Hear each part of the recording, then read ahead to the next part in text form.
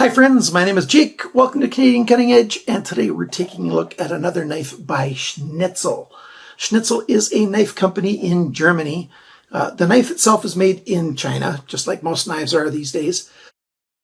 Their main motto, what they're trying to do, is making gear for kids. But I've got to say, this is not only a kid's knife. This is a knife that any adult who's looking for a nice Scandi grind that's this size should be proud to own. This thing is better than a lot of Scandi grind knives that I've had in my hands. Better than a lot of knives, period, that I've had in my hands. We've got 14C28N stainless steel for the blade, full Tang G10 handle scales. It comes in 3 colors. The red one is the main one that I've been using. So we've got red, yellow, and OD green. You know, those are decent colors. And it's a really cool knife. What's the name of it? It's the Do. What's the Do? Do what? There's a language that a guy in Poland started back in the 1870s and 80s. He was making a language, so 150 years ago. And it's the language called Esperanto. And this is the Do, which is 1.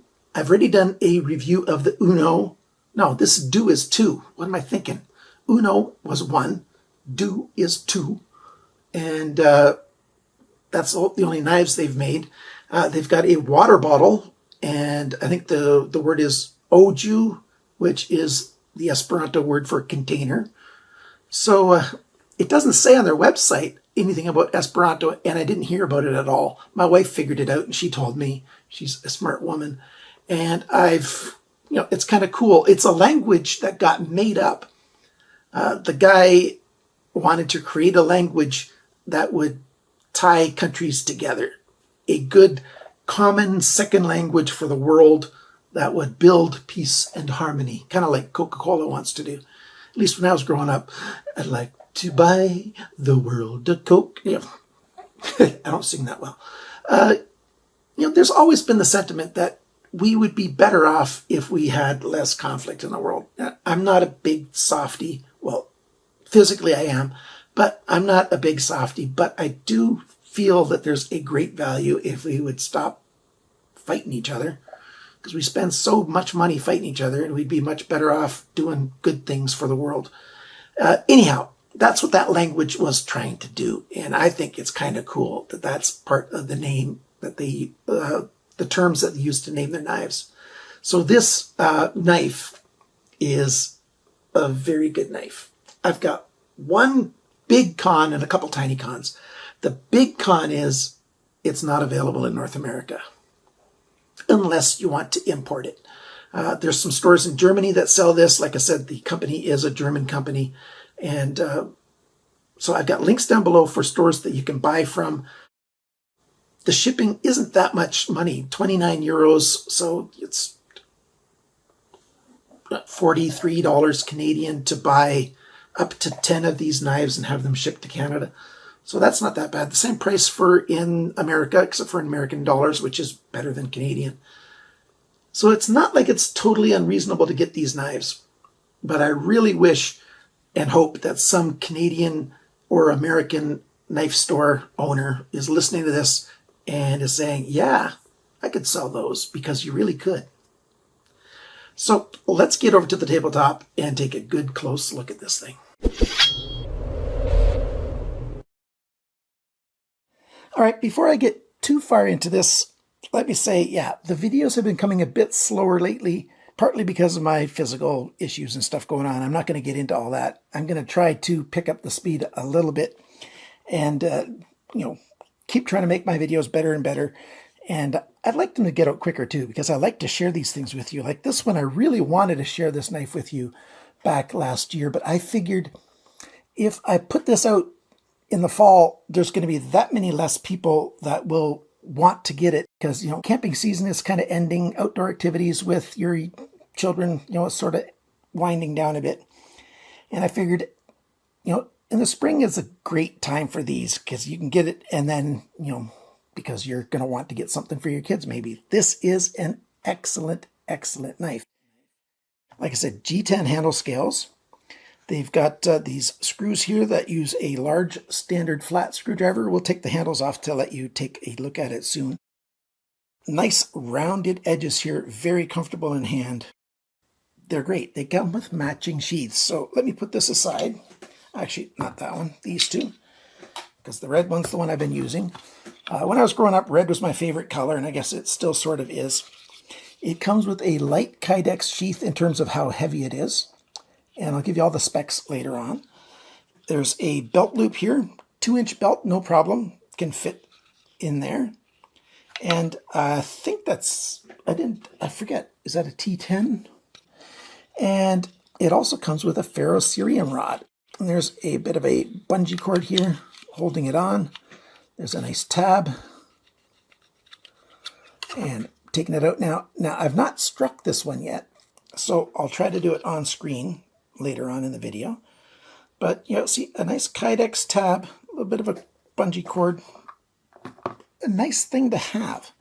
Of course, I always recommend, in this modern day and age, carry a lighter with you whenever you're going out where there's a chance you might need to build a fire. This is okay, but it's a whole lot harder to start a fire with this, you know, if it's cold and wet and windy and just not nice, than it is with the Bic lighter or something, right? So we'll talk about that in a little more detail later on. You can take this off if you want to, if you don't want to carry the ferrocerium rod. You know, just take it out with those screws, and then it's not in your way. They've laser etched the company's name in here, Schnitzel, and there's a little drain hole right there, so that's quite nice. It's a very functional sheath. I've got one con, and it's the sheath that I have the con at, and it is, in my short use of this, I found that I must have, here, let's turn it this way. When I was putting the knife in, I must have been putting it in on an angle, not this much though, bit of an angle, so that along here on the inside, the cutting edge would bite into the Kydex, not G10, and it would create a bind, so I couldn't push it in any further. So now I have to be careful when I'm putting the knife in that I put it in straight. But the retention here is quite good. You don't hear any rattling. That's well done. You put your hand on the handle, put your thumb right on that protrusion right there, and you push off, and the knife comes out very well. So I really, really like this Kydex sheath. It hangs low on the belt, which I like. It's very lightweight, totally usable, very good sheath with this knife. And here's the knife itself. Like I said, it's not that small of a knife. It's not super large either. It's a little bit under 3.5 inches, but of the cutting edge. But that's plenty to do an awful lot of work. Jimping on the spine here. So when you're holding the knife, put your thumb up on that, and you've got a lot of good power to do some whittlings, you know, some carving of wood and things. Of course, with the Scandinavian grind, you've got a very strong tip. So good for digging holes in wood, what have you. And no, do you see any scratch marks on here? Nothing. Even though it's a bead blast, I thought it would leave some marks. There's a few little marks on the edge of the blade here, but not much. It just cuts really, really well. Also, you might have noticed on the spine of the blade, they've ground away a section, and that is for the ferrocerium rod. So let's give it a try right now, and hopefully I won't make a fire in this room.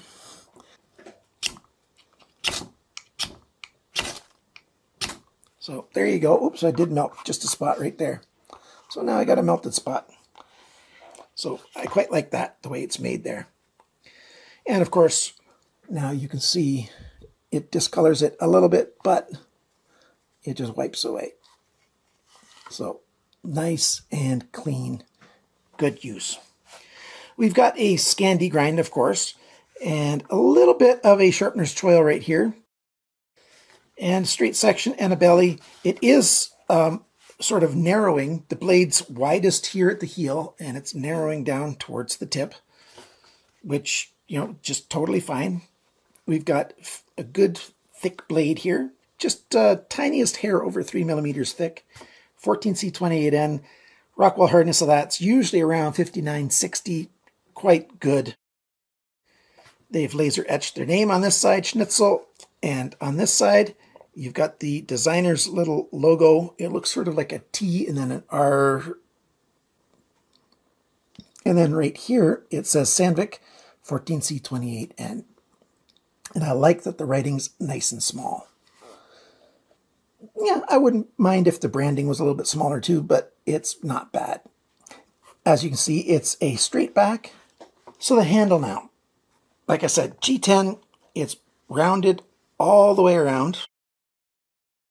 Very good size, very comfortable. Any grip you want, it's very, very comfortable indeed. You can see there's no lanyard hole. If you want to use a lanyard on here, you can put it through the back screw hole. Use a lanyard that way. I tend not to use lanyards anyways. I don't miss a lanyard on here at all. So I've got to go get a screwdriver so I can take it apart so I can show you the inside. I'll be right back. So yeah, solid G10 slabs, as you can clearly see. And there's the handle. I'm thinking I might want to put this, well, maybe not. I was thinking about putting it into my stone washing machine and give it a nice stone washing finish. But there you go. That's how, they've done a relief cut to skeletonize it, to give it a good sense of balance. And it just fits well. Slotted drivers that you need, and they just screw together. Pretty straightforward. And I'll just put it back together now. And I think I'll do it off camera because I got to save time. Yep, a little bit of damage on these screws. Not bad at all, but they're so easy to not get just right when you go to take them apart.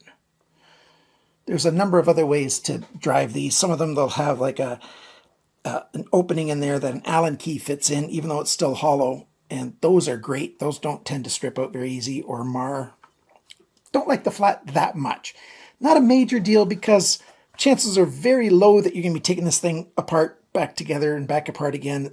It's just not that kind of knife. It's not like a butchering knife where you're going to get blood between the handle scales and the blade or anything.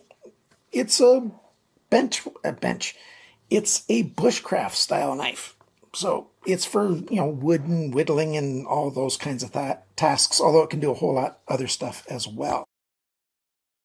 Now let's go into the weights, measurements, all those kinds of things. We'll put this tape measure on the screen. So once that's gone, it's a visual clue that this is over, because some people don't like to see this part. The weight of this knife, 130 grams, 4.6 ounces. Yeah, that's not heavy at all. You add in the sheath, and now we've got a combination of 182 grams, which is 6.4 ounces. So very light for a full combination sheath, knife, ferrocerium rod, the whole kit. Some dimensions here. The length of the cutting edge, 85.4 millimeters, which is 3.36 inches. The blade length, because the G10 swept forward, it's actually a little shorter, 82.3 millimeters, which is 3.24 inches. The thickness of the blade, 3.02 millimeters. That's 0.119 of an inch, so a tiny bit under 1/8 of an inch. The blade depth, its widest or deepest right here at 25.7 millimeters, which is 101 inches. And the thickness behind the grind, 3.02 millimeters, 1 point. So it's the thickness of the blade is the thickness behind the grind. There's no micro bevel here, it's just the grind. So the grind angle, 14.7 degrees per side. So this is machine ground to be certain. The handle length. The handle length here is 101.8 millimeters. That's 4.01 inches, according to my measurements. The handle thickness, not at the screws, just on the G10, 13.8 millimeters. That's 0.54 of an inch. So very good. We're saying adults like 1/2 inch thick. Why don't we make kids' knives a whole lot thinner? Well, As your hands learn how to hold stuff, it's a little bit extra bulk is actually a good thing for training people how to, control tools and things. And then once you've got the dexterity down, then you can go thinner. But so it's a very good thickness for kids. Where are we? The handle depth, that's this measurement, the wide deepest point, 25.2 millimeters, 0.99 of an inch, so 1 inch this way. The grip area, it's right around 9 centimeters, about 3.5 inches. The total length from tip to tail, 184.1 millimeters, 7.25 inches. And that's really, really nice, isn't it? Oh, I didn't talk about the sharpness yet. The factory sharpness on here, 85 best. Stunning. That is very, very well done. So I like how this is. So I was going to talk about it before. I had one of my viewers ask me a question. Would you sharpen this with a micro-bevel? My answer used to be yes. I liked Scandinavian grinds and, sharpen it at the micro-bevel. Create a micro-bevel when you need to sharpen it. Maybe the second time, maybe even the third time, sharpen the micro-bevel. And then, every 4 or 5 times, you have to sharpen the entire bevel. I don't like that idea anymore. These days, I'm saying do the entire bevel every single time for a couple of reasons. Like I said, this is about 14.7 degrees, maybe let's just say 15 degrees per side for argument's sake. So that means we've got a 30-degree cutting edge. If you create a micro-bevel, you are increasing that edge. And then you got to micro-bevel it again, and you're increasing that edge. And so every single time, you're creating a more blunt push to get through. Mind you, it's really, really tiny, but it's still, that's what's happening. That's one con. The second con is you're also taking the center point of the blade and you're pushing it up the blade.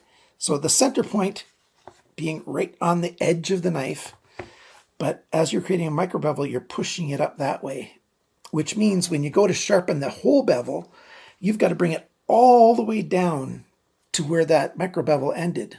So you got to remove a lot of steel all the way across. So you only have to do that once every 4 or 5 times. That's true, but you got to do a lot of work to bring it back down. I've concluded that I'd rather do just a tiny bit of steel removal across the entire bevel every single time because it doesn't take as long. I don't get upset as much about spending so much time working on it and getting tired of it, especially, how tired my arms and hands are going to get for that long stretch of taking off a whole lot of steel. I don't like that. So I get the benefit of I don't have that really bad one sharpening session, and I always maintain the same angle. So there's a couple benefits. I like not using a micro-bevel. You can disagree. Hey, each person does what they want to. Doesn't matter to me. I'm just explaining my approach. The sheath is done very well. I like it. Do have to be careful putting it in there so you don't start cutting into, the sheath and getting stuck. But the retention's good. I like the belt loop very well. You can take this ferrocerium rod off. You can take these off, and I believe it fits right here, so you could carry this knife scout style. Yeah, you guys want me to demonstrate, don't you? Okay, hang on, I'll go get some tools. So there we go. Have to take these spacers out from right here, but there we are. So let's put the knife in. So there we go. Holds it, no wiggling, and belt loop. Scout style. This didn't line up perfectly. I probably just need to take a drill and just make the hole through the sheath, through the belt loop part, just the tiniest bit bigger. And then it would line up perfectly. So it would take a tiny bit of an adjustment, but not much. So I really like how feature-friendly this is. I don't know if they planned for it to be scout style like that, but I saw that matched up with these holes quite well, so makes it a good way to carry it. If you just want it to, to store in the back of a bag or something, you take that off completely and carry it that way. I like the knife. It's very durable, very good steel choice. I like 14C28N. Bead blast, yeah, I could take it or leave it. I'd prefer stonewash or maybe even a black wash, but yeah, it doesn't bother me that it's a bead blasted. Looks good, it's comfortable. I think it's safe. I think it's a good knife for kids. I think it's a good knife for adults. I don't think this is an age spectrum, age kind of knife. A good Scandinavian grind knife, solid full Tang knife, G10 14C28N Sandvik steel, which is a very good stainless steel.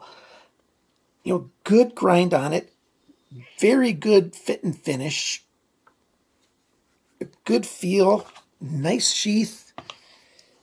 I think it's worth the price if it was to be available in North America.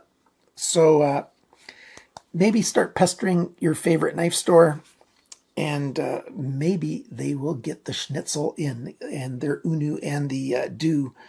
These knives are good knives. They deserve to be widely known around the world. If you're looking for a good, small Scandinavian grind, like I said, look at that. I can't recommend it too much. So thanks for watching. Thanks for liking, sharing, commenting, and subscribing. And remember, friends, always cut towards your chum, not your thumb. Bye for now.